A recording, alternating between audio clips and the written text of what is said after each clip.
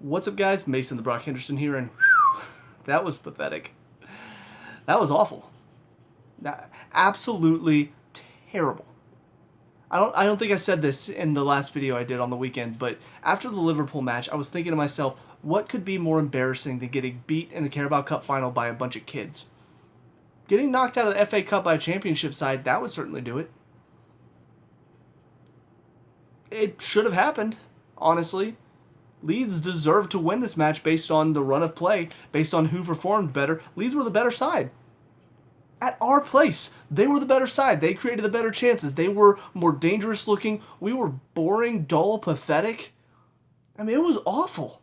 I have no doubt in my mind that we go to Leicester. I don't remember if we're at home or away, but I guarantee Leicester are going to knock us out if we play like this again. No doubt in my mind. This was awful. I won't even lie, I hardly watched most of the match. I couldn't. It was so bad. It was so embarrassing to watch. To think that this club that I'm supporting could play like that against the championship side. And what's even worse is that it's not like we had a bunch of youngsters out there. But the problem is, the players Pochettino picked today, they're not going to help you. They're not going to do anything for you. His side deserved to get beaten and probably would have. If not for the fact that we had some, thankfully, late moments from, again, Gallagher. Because he's one of the few bright sparks at the moment. But the lineup from the beginning was awful. I mean, starting Sanchez in goal, why? Oh, well, he's back. Technically he's our number one. No, Petrovic is your number one now. Sanchez should never be anywhere near the goal because he's awful. His passing is atrocious.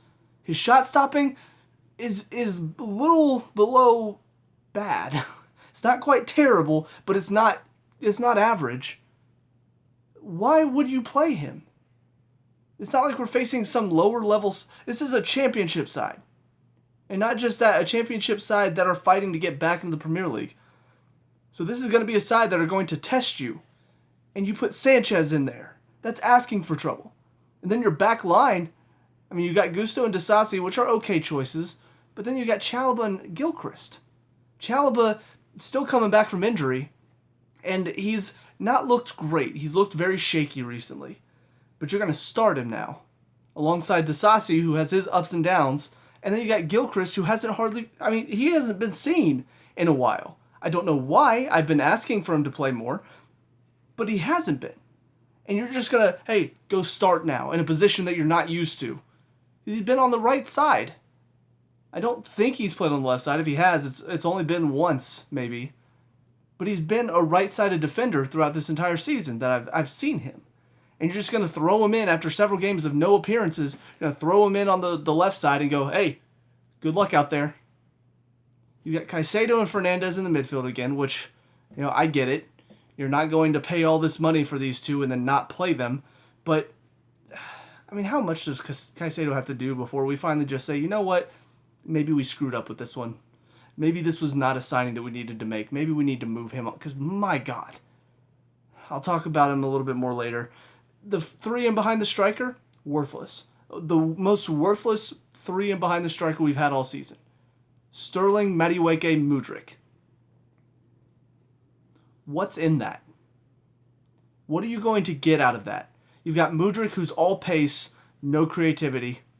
As long as you've got a team that's going to pack it in and not let him get in behind, he's worthless. Madueke is probably the most worthless player we have at the club right now. I mean, he's not even just saying that in like his quality on the balls. His work ethic recently has been terrible. He has looked our worst player in the past few matches that I've seen him. He had a little spur there where he came off the bench, did well, got a couple starting things after he went and mouthed off to the press about he should be playing. Pochettino gave him his chance. He had one or two good games and then nothing since. Now he's back on the bench where he should be. Honestly, he shouldn't even be on the bench. I'm thinking I'd rather see some young players get a chance. I'd rather see some of our academy get a chance. And then Sterling is just so hit or miss. Yeah, he's got a lot of quality, but his work ethic varies. Basically, he'll either be working his butt off or he'll be walking around the entire match. And that's kind of all you get from him. And today was one of those walking around the entire match moments. So that 3 and behind the striker, nothing. And then Jackson is just, he's our new Werner. He'll work hard. Occasionally he'll do something great, but most of the time he makes mistakes that has the internet memeing him to death. So just a terrible lineup. It doesn't set us up well to play against a championship side that we know are going to be trying to basically press us, to do as much as they can to cause trouble for us. We did not set ourselves up well for that. So from Pochettino's point of view, I'm thinking, okay, what are you seeing that we are not as fans? What are you seeing that made you think, yeah, this lineup will work?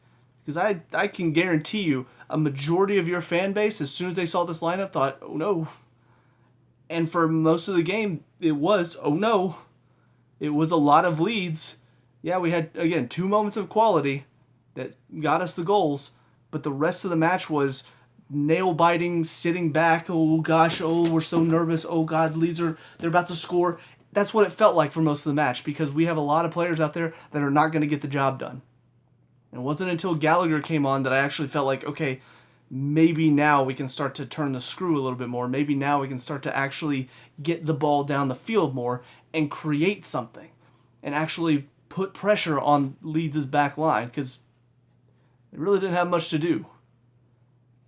So, Pochettino, I don't know. I mean, again, I know I've called for him to be out a couple times. It's kind of feeling that way. We hit our little run where we played well. We had a couple of good games. Now we're back to looking awful again. I know that's not all on him. I know we do have players that have a lot of those variations, and that's on Boley and his team and the terrible transfer market or transfer strategy that we have currently at the club. I know that's their problem. From Pochettino's point of view, though, at some point, you've got to put your foot down. At some point, as the manager, you've got to go in there and say, hey, enough is enough. Either talk to the board and get better players in here, or turn to your youth side. Turn to your academy players. Because at the very least, at least we'll be losing because we don't have quality players. Not because of work ethic. Not because of players that don't want to play. Not because of spoiled little brats. Because that's the thing. People were asking, how on earth could Klopp put out a bunch of kids and beat $1 billion side? It's simple. It's because those kids give a crap. They may not be the best players. They may be, they may still be kids. They may not be barely championship level players. But you know what? They gave a crap. They pushed themselves. They worked hard. They wanted to get the win. We've got so many players that are spoiled little brats. They're here for the money. They're here for the paycheck. They're not here to play for the badge. They're not here to play for the club and actually win for the club. And you know what that sounds a lot like? Manchester United.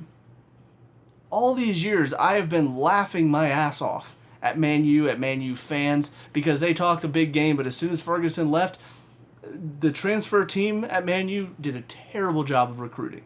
Because all they did was just bring in a bunch of spoiled little brats. Your Pogbas, your Fernandezes, your Ronaldos. Those guys that think they're better than everybody. Like, you could just see by the way they play, by the way they act, they are so conceited. They've got so many of those players at that club. And there are a lot of games where it shows. They don't want to work, they're not going to work. And so they get outworked by teams like Fulham. They get beat by teams like Fulham because they get outworked. And I've laughed at them for so long because of that. You had your little stint where Mourinho managed to get some of these guys actually working hard. But for the most part, it depends on the day for them. They've got a lot of players that are like that. Some Man U fans are realizing that, but a majority of them still think, oh, it's the manager's fault. No, it's the players. And now here we are at Chelsea. We've got the same issue.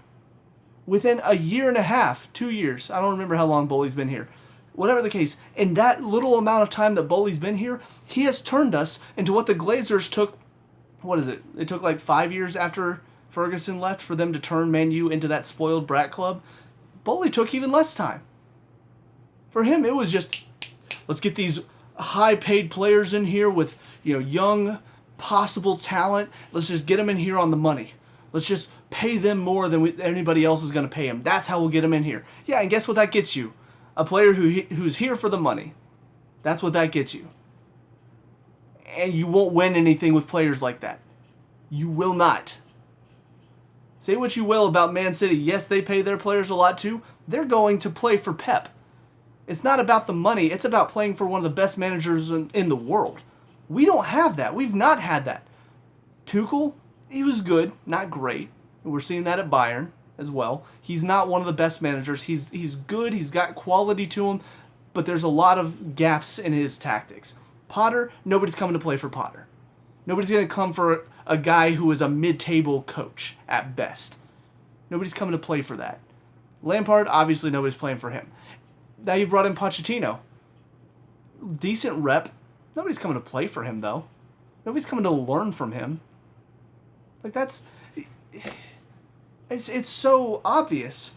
And yet, Bowley, just clueless, brain-dead idiot, just absolutely played right into what the Glazers have been doing for years now.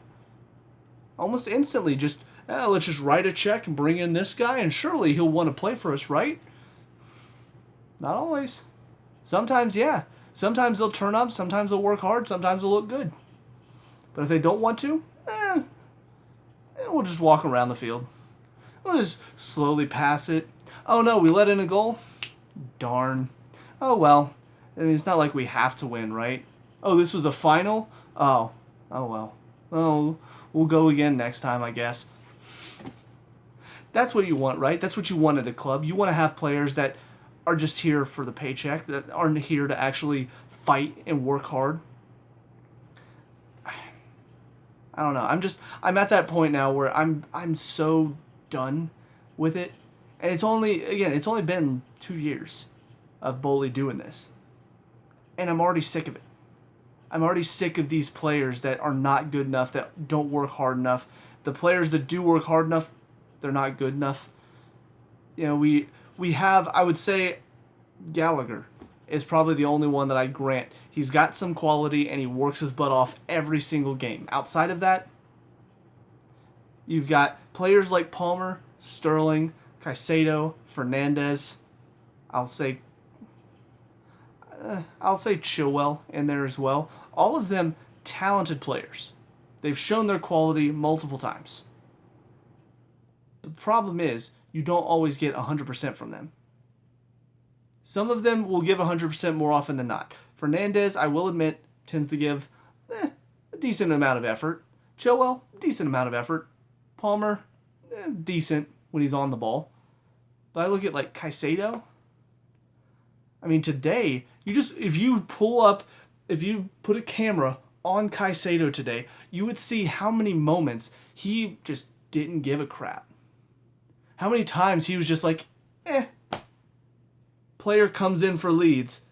Looks like he's about to shoot. Caicedo, I'm going to stick my leg out to block it. Gets cut. You know what his reaction is? Okay, it was a save. All right, good. We're good. Like, I saw that, and I'm thinking, we paid $100 million for him? Over $100 million for him? For this guy, who's supposed to be the ball winner in the midfield. We paid over $100 million for, let me block this shot. Oh, he cut me. All right, well, I guess I'm done now. Really? That type of effort pisses me off. Give me back Jorginho in that case. Because you know what? He wasn't a great player. I had a lot of issues with Jorginho. If you watch my videos when he was here, he was probably my least favorite player at the club for a long time. It was never his work ethic that was the problem, though. That's the thing. There were a couple games, yes, throughout that he did have his issues with. I felt like he wasn't quite pushing himself. His problem, he did not have the strength and the speed to keep up in this league. He still tried. He still tried to do something. It was an issue of quality, not an issue of effort.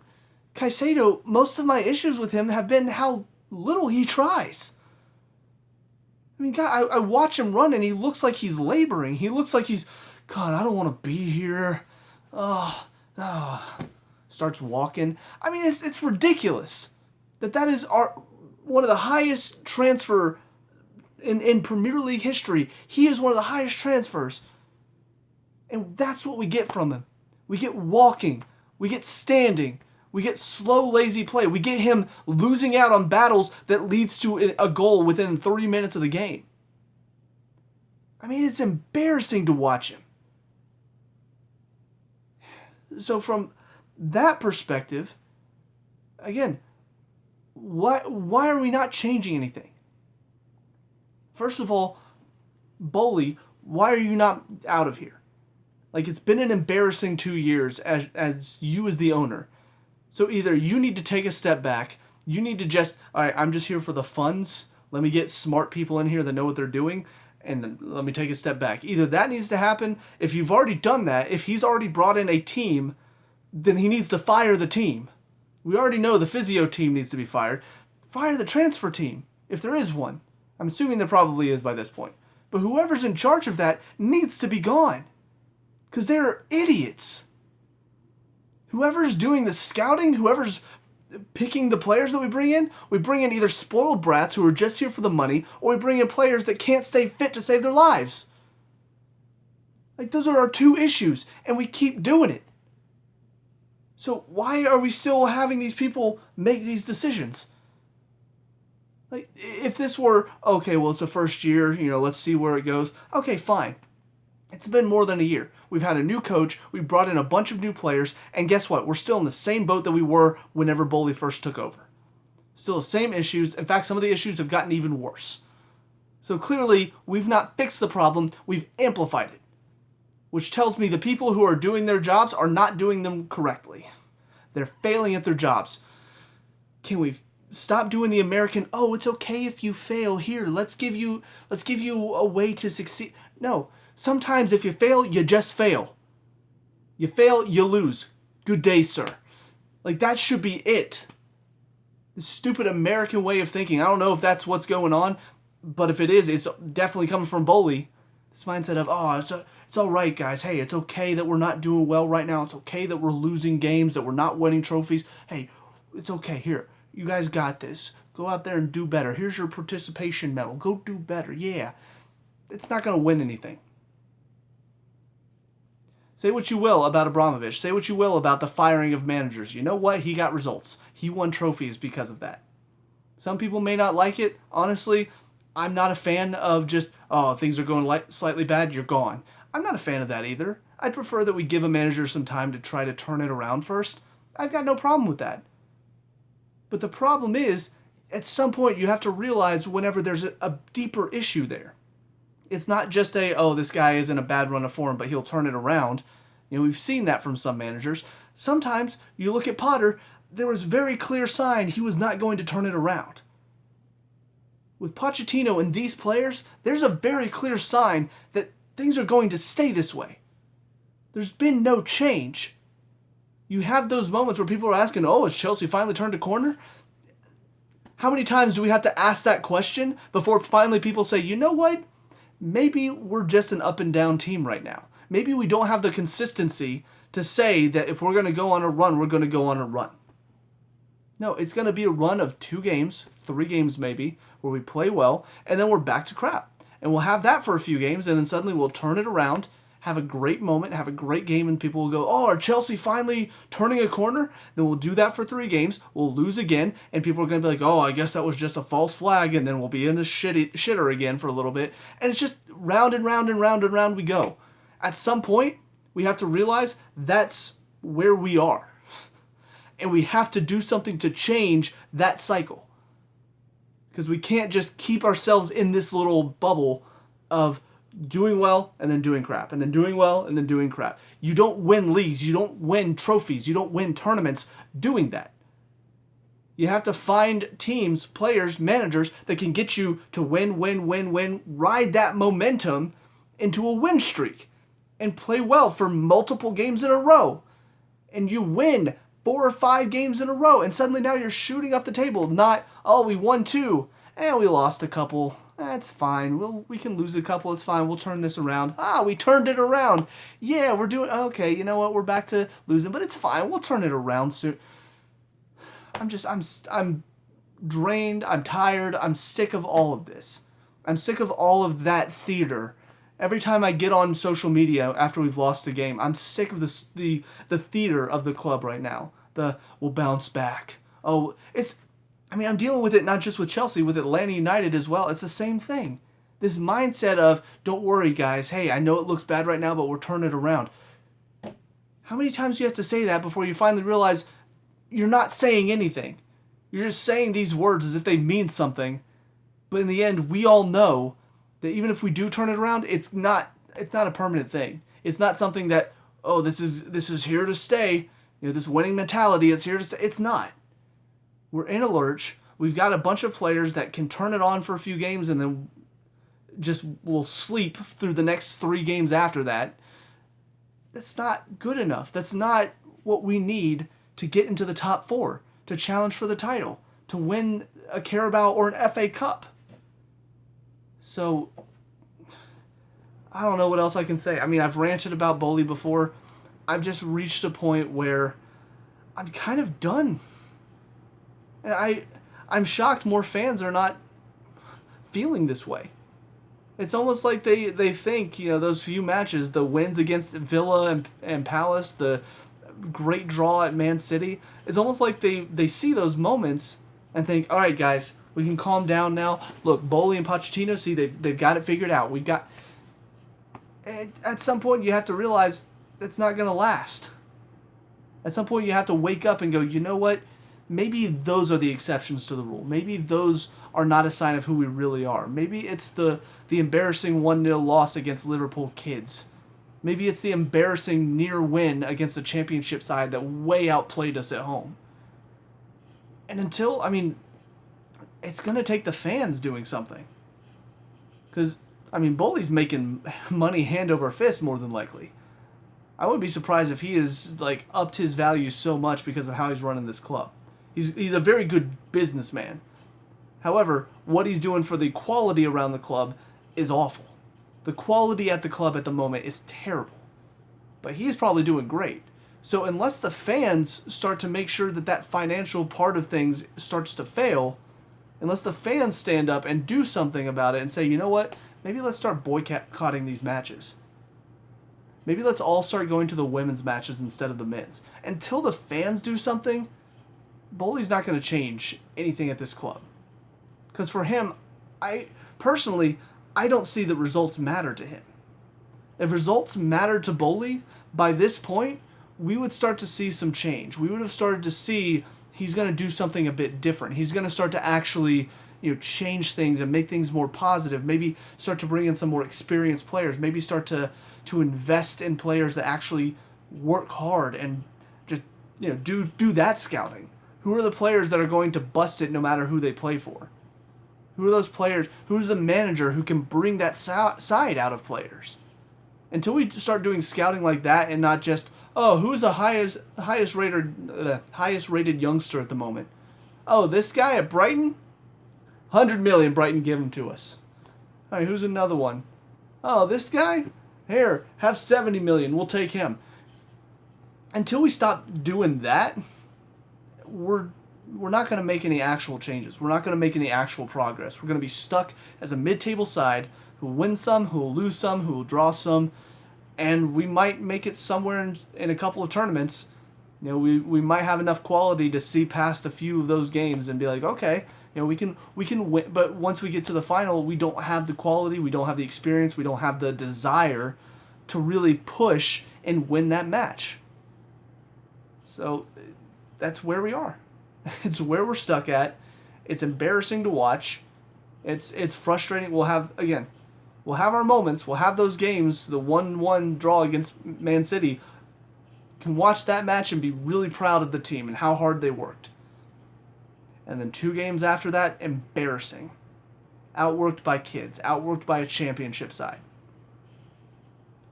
You can't survive on that.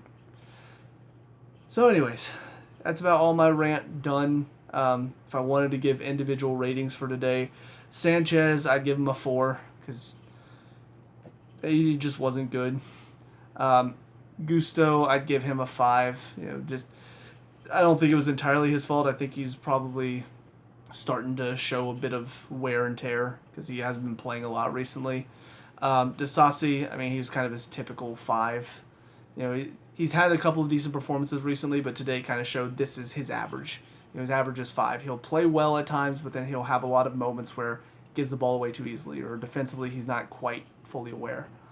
Chalba, I'd give him a 3. He just was not ready for today, and it showed because he was getting easily run by at moments. And the second one was just a completely missed header from him, and he nearly gave him another one shortly after that for basically the same thing, cross in, ball over his head. Which, by the way, I did want to point out the fact the guy that scored 2 for Leeds today, 20-year-old guy, has only played 10 games for them this season in the championship and hasn't scored or assisted or done anything. And he scores 2 against us today. So that should tell you just how bad our defense was. Gilchrist, I'd give him a 4 because he just didn't look up to the pace to it, which I don't think is entirely his fault because, again, Pochettino's not been playing him at all and just thinks, yeah, we can start him. That'll be fine, right?